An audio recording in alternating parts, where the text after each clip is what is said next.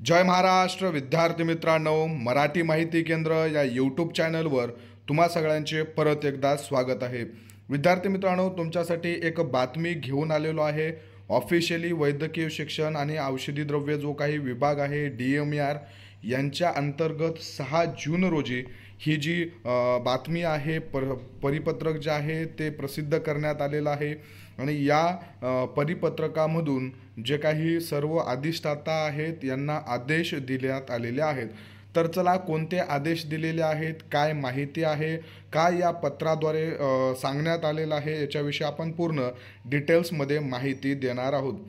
जे काही वैद्यकीय शिक्षण आयुक्त महाराष्ट्र राज्याचा आहे DMER विभाग, या DMER विभागाकडून जे काही महाराष्ट्रातील नवीन मेडिकल कॉलेजेस असतील किंवा जुने मेडिकल कॉलेजेस असतील, सगळ्या शासकीय वैद्यकीय महाविद्यालय आणि त्याला संलग्न जे काही रुग्णालय आहेत, त्याच्यामध्ये मग तुमचे डेंटल असतील, आयुर्वेदिक असतील, होमिओपॅथिक असतील किंवा मग GMC असतील, या हॉस्पिटलमधल्या सगळे जे काही अधिष्ठाता आहेत, डीन आहेत, त्यांना हे पत्र पाठवण्यात आलेले आहेत.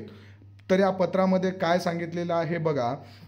वैद्यकीय शिक्षण व संशोधन विभागाच्या अधिपत्याखाली जेवढे काही शासकीय वैद्यकीय रुग्णालय आणि महाविद्यालय असतील किंवा दंत कॉलेजेस असतील, हॉस्पिटल असतील, आयुर्वेदिक कॉलेजेस आणि हॉस्पिटल, त्याचबरोबर होमिओपॅथिक महाविद्यालय आणि त्याला संलग्नीय रुग्णालय, त्याच्यामधील नियमित वर्ग 3चे तांत्रिक, अतांत्रिक आणि परिचर्या संवर्गातील सगळे जे पद आहेत हे सरळ सेवेने किंवा पदोन्नतीने भरेपर्यंत निव्वळ तात्पुरत्या स्वरूपात बाह्य स्रोतामार्फत उपलब्ध करून घेणे बाबत. तर चला बघा, आता तुम्हाला समजलं नसेल, याच्याविषयी मी पूर्ण डिटेल्समध्ये माहिती सांगतो. याच्यासाठी आपल्याला थोडंसं तुम्हाला जनरल इन्फॉर्मेशनसाठी सांगतो की शासनानं आदेश काढलेले आहेत. गट क चे जेवढ्या काही पदभरती निघत असतील किंवा रिक्त पदं आहेत, तर या पदांपैकी पदभरती जे आहे ते काही पदं, समजा आता 100 पदं जर असतील तर त्यातले काही पदं पदोन्नतीने भरले जातात, काही सरळ सेवेने भरले जात असतात.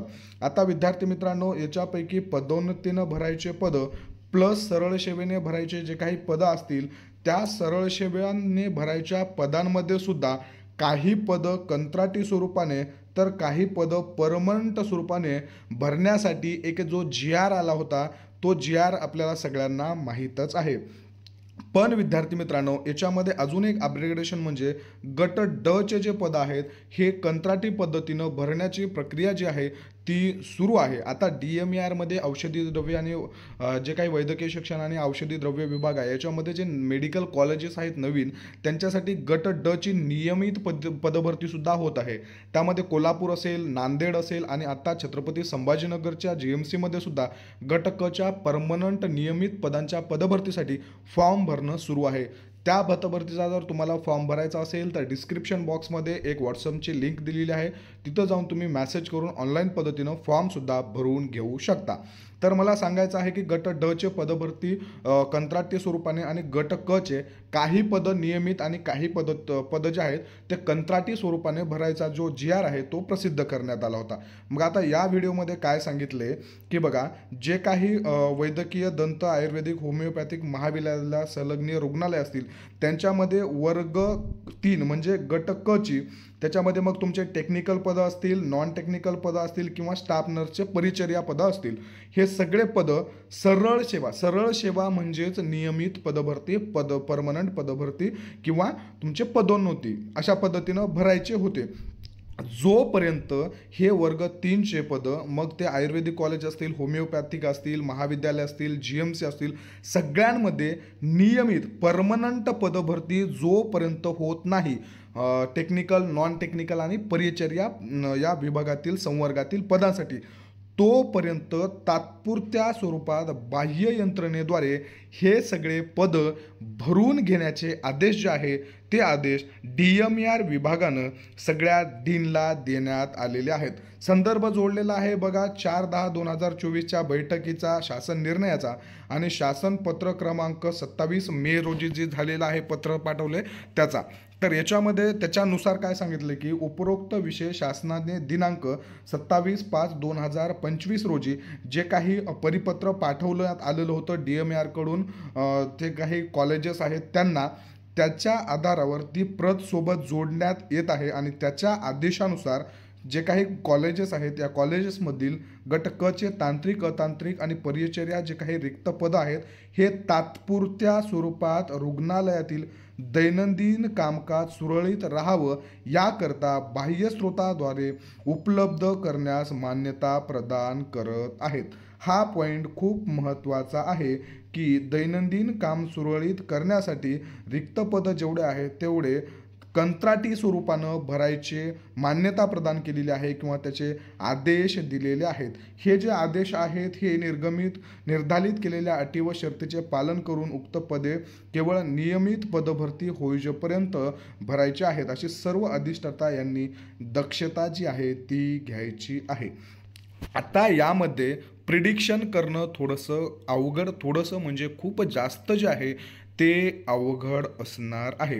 विद्यार्थी मित्रांनो, आता आपण सगळ्यांना अपेक्षा होती, सगळे विद्यार्थी असतील किंवा यूट्यूबर्स असतील, जे काही नवीन मेडिकल कॉलेजेसचं उद्घाटन झालेलं आहे माननीय पंतप्रधान यांच्या हस्ते, ते उद्घाटन जे आहे ते 2023ची जी एक्झाम आहे ती एक्झाम झाल्याच्या नंतर या सगळे हॉस्पिटल जे आहेत यांना हिरवा झेंडा दाखवण्यात आलेला होता आणि आपल्या सगळ्यांचीच अशी अपेक्षा होती की कमीत कमी DMER विभागामध्ये गट क च्या टेक्निकल, नॉन टेक्निकल आणि परिचर्या या संवर्गातील जे काही पदं आहेत नवीन मेडिकल कॉलेजेससाठी त्यावर तरी नियमित पदभरती लवकरच होईल अशी आपल्या सगळ्यांनाच अपेक्षा होती. पण विद्यार्थी मित्रांनो, नियमित पदभरती होऊपर्यंत सगळे पदं कंत्राटी स्वरूपाने भरण्यासाठी मान्यता दिलेली आहे आणि तसे आदेश सुद्धा देण्यात आलेले आहेत.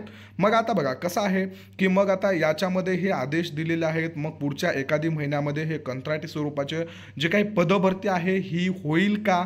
आणि मग त्याच्यानंतर बघा कंत्राटी स्वरूपाची पदभरती याचा अर्थ 6 महिने किंवा 11 महिने 29 दिवस म्हणजे जवळपास 12 महिने या कालावधीसाठी असू शकते.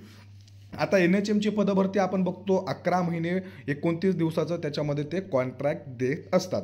आता याच्यामध्ये बघा 2023ची जी पदभरती आहे या पदभरतीला पूर्णत्वाकडे जाण्यासाठी जवळपास 1.5 ते 2 वर्षाचा कालावधीसुद्धा लागलेला आहे.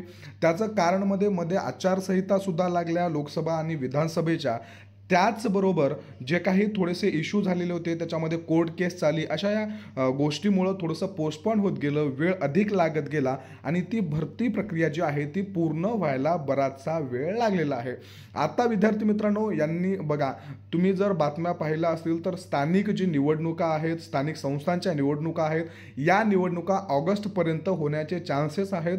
तशा पद्धतीचं जे काही न्यायालय आहेत त्यांनीसुद्धा आदेश दिलेले आहेत. मग बघा आता राहिलेला आता जून महिना चालू आहे, ऑगस्टपर्यंत या जे काही निवडणुका आहेत यासुद्धा पार पाडायच्या आहेत. त्यांच्या जे आचारसंहिता आहेत यांचासुद्धा विषय आहे. मग आता कॉन्ट्रॅक्टवर पदभरती घेतली तरी आता DMER विभागाचं आपण लास्ट टाईम बघितलेलं आहे, फॉर्म भरणं झाल्याच्या नंतर पुढील जास्तीत जास्त 1 महिन्याच्या अंतर्गत पदभरती जी आहे त्याच्यासाठी एक्झाम घेतले गेलेले होते. मग यावेळेस काय होईल, आता कंत्राटी स्वरूपानं पदभरती जरी झाली 11 महिने 29 दिवसासाठी हे पदं जरी भरून घेतले तरी त्याचमध्ये कुठेतरी नियमित पदभरती येईल का? मग ती पदभरती आल्याच्या नंतर एक्झाम घेणं, रिझल्ट, त्याच्यानंतर बाकीच्या प्रोसेस व्हायला वेळ लागतो. मग तोपर्यंत हे कंत्राटी स्वरूपात भरून घेतले जातील का? किंवा मग कंत्राटी स्वरूपात पदभरती होऊन सुद्धा नियमित पदभरती येईल का? मग नियमित पदभरती आली तरीही कॉन्ट्रॅक्टवर ज्या विद्यार्थ्यांना घेतलेलं आहे, आता बघा ही पदभरती कमीत कमी पूर्ण महाराष्ट्रातील मेडिकल कॉलेजेस म्हणजे 4-5 हजारांची पदभरती तर होईल. मग ते विद्यार्थी 11 महिने 29 दिवसाच्या नंतर लगेच काढून टाकल्याच्या नंतर गप्प बसतील का? किंवा ते काही याचिका वगैरे दाखल करणार नाहीत, अशा गोष्टी होतील का? अशा बऱ्याच जे प्रश्न आहेत या प्रश्नांना आता उधाण आलेलं आहे. विद्यार्थी मित्रांनो, आता लगेच आपण काहीतरी प्रिडिक्शन करणं थोडंसं चुकीचं आहे. पण बघा, 2-3 मुद्दे आहेत. मी सांगितल्याप्रमाणे तुम्हाला निवडणुकीमुळं ऑगस्टपर्यंत निवडणुका लागणार आहेत. मग त्याच्या आधी जाहिरात पडेल, फॉर्म भरून घेतले जातील, की मग जाहिरातीच्या नंतर एक्झाम होईल का? किंवा मग ऑगस्ट जर महिना म्हणला तर बघा, 31 डिसेंबर 2025 रोजी TCS IBPS या कंपन्यांचं टेंडरसुद्धा संपत आहे. पाठीमागं GR सुद्धा आलेला होता. 1 जानेवारी 2026 पासून सगळे गट क चे पदं जे आहेत ते MPSC घेणार आहे. मग याच्यामध्ये अशा बऱ्याच प्रश्नांमध्ये पदभरती कधी प्रसिद्ध होईल, मग आता पदभरती प्रसिद्ध होऊन होल्ड केल्या जाईल का, अभ्यासाला वेळ मिळेल का, किंवा सगळ्यात मोठा प्रश्न हा येतो की सरकार कुठेतरी किंवा गव्हर्नमेंट असेल किंवा विभाग असेल कुठंतरी अभ्यास करणारे विद्यार्थी जे आहेत त्यांना त्यांचं जे फोकस आहे हे फोकस दुसरीकडे कुठंतरी नेऊन ठेवत आहे का, किंवा त्यांना कुठंतरी भटकवण्याचा प्रयत्न करत आहे का, अशा सगळ्या गोष्टी ज्या आहेत हे यामधून दिसून येते. तर बघा, आता एकदा कंत्राटी स्वरूपाची पदभरती जरी झाली, पदभरती करून घेण्यासाठी बरेचसा खर्च लागतो, बऱ्याचशा गोष्टी लागतात. मग ते पदभरती करून घेतल्याच्या नंतर ते अजून कॅरी फॉरवर्ड एखाद्या वर्षासाठी करणार नाहीत का, हा सुद्धा प्रश्न येतो. आणि त्याचनंतर अजून बघा, आता लोकसभेचे जे निवडणुका आहेत त्यांना जवळपास 1 वर्ष तर कंप्लीट झालेलं आहे. मग अजून या पदभरती, ही जी कंत्राटी पदभरती आहे ही एखादी वर्षाची घेतली, अजून एखादी वर्षाची पोस्टपोन केली, तर मग पुढील लोकसभेच्या निवडणुकीच्या वेळेसच जाहिरात येईल का, तोपर्यंत जाहिरात येणारच नाही का, असे खूप सारे प्रश्न आहेत, कन्फ्युजन आहे. सध्या तरी ही बातमी जी आहे, हे जो पत्र आहे, हे पत्र पाठवण्यात आलेलं आहे. याच्यामध्ये कामाकरता होणारा जो काही खर्च आहे 10 कंत्राटी सेवा ज्या आहेत यांच्या उद्दिष्टातून करायचा असल्याचं सुद्धा आवश्यक निधी उपलब्ध करून स्वतंत्र पुरवणी मागण्याचा प्रस्ताव सुद्धा करण्यात यावा असं वैद्यकीय शिक्षण संशोधनाचे जे आयुक्त आहेत त्यांनी सांगितलेलं आहे. आता याच्यामध्ये सुद्धा याचा खर्च मान्य व्हायला, तिथून यायला द्यायला, त्याच्यानंतर फंडिंग पोहोचायला, त्याच्यानंतर कंत्राटी स्वरूपाची पदभरती निघायला, प्रोसेस पूर्ण व्हायला असा खूपसा कालावधी लागणार आहे. या दरम्यानच आपण अशी अपेक्षा करू की कंत्राटी स्वरूपाची जी पदभरती आहे ही पदभरती सोबतच अशामध्येच पुढील काही दिवसामध्येच पदभरती, नियमित पदभरतीची कमीत कमी जाहिरात तरी पडेल अशी आपण अपेक्षा करू.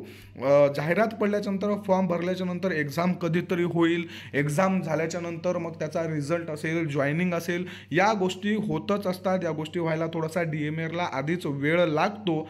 ज्या संघटना आहेत त्याच्यामध्ये बरेचसे इश्यू होतात, बऱ्याचशा गोष्टी असतात, त्यामधल्या गोष्टी बऱ्याच चालत असतात, त्याला वेळ लागतो. मग या वेळेसाठीच ते या कंत्राटी स्वरूपाची पदभरती करून घेत आहेत का, किंवा नियमित पदभरतीची जी काही प्रोसेस आहे, तुम्हाला ऑर्डर देऊन जॉईन होऊजेपर्यंत मधला जो कालावधी लागतो त्या कालावधीमध्ये जे मनुष्यबळ कमी पडत आहे, त्याच्यासाठी ते काम करण्यासाठी जे मनुष्यबळ लागत आहे ते भरून काढण्यासाठी ही पदभरती घेत आहेत का, किंवा मग जी नियमित पदभरती आहे ही लोकसभेच्या निवडणुकीच्या आधी घेण्यासाठी पोस्टपोन करत आहेत का, याच्याविषयी आत्ता तरी सांगणं थोडंसं कठीण आहे. आपण पुढची अपडेट येण्याची वाट बघू. आत्ता जे अपडेट आलेलं आहे या अपडेटमध्ये DMRचे जे काही आयुक्त आहेत त्यांनी सर्व मेडिकल कॉलेजेस असतील, आयुर्वेदिक कॉलेज असतील, दंत कॉलेज असतील, होमिओपॅथिक कॉलेज असतील, या सगळ्या अधिष्ठातांना आदेश दिलेले आहेत, मान्यता दिलेली आहे. गट क चे टेक्निकल, नॉन टेक्निकल आणि परिचर्या सगळे पद कंत्राटी स्वरूपानं भरून घ्यायचे आहेत, घेण्यासाठी त्यांनी तसं कळवलेलं आहे. ही अपडेट या माहितीची या व्हिडिओच्याद्वारे आपण घेतलेली आहे. आशा करतो तुम्ही दिलेली माहिती तुम्हाला कळाली असेल. तुम्ही अभ्यासाकडं फोकस ठेवा, अभ्यास तुमचा चालूच ठेवा, अभ्यास बंद करू नका. असेच नवीन अपडेट जे आहेत ते मी तुमच्यापर्यंत वेळोवेळी आणत असतो. त्यामुळं चॅनलला सबस्क्राईब करा. PDF नोट्स मिळवण्यासाठी टेलिग्राम चॅनल जॉईन करा. छत्रपती संभाजीनगर GMC ग्रुप Dचा फॉर्म भरायचा असेल तर खाली दिलेल्या व्हॉट्सअप लिंकवर जाऊन मेसेज करा आणि सगळे PDF नोट्स मिळवण्यासाठी टेलिग्रामसुद्धा जॉईन करा. धन्यवाद.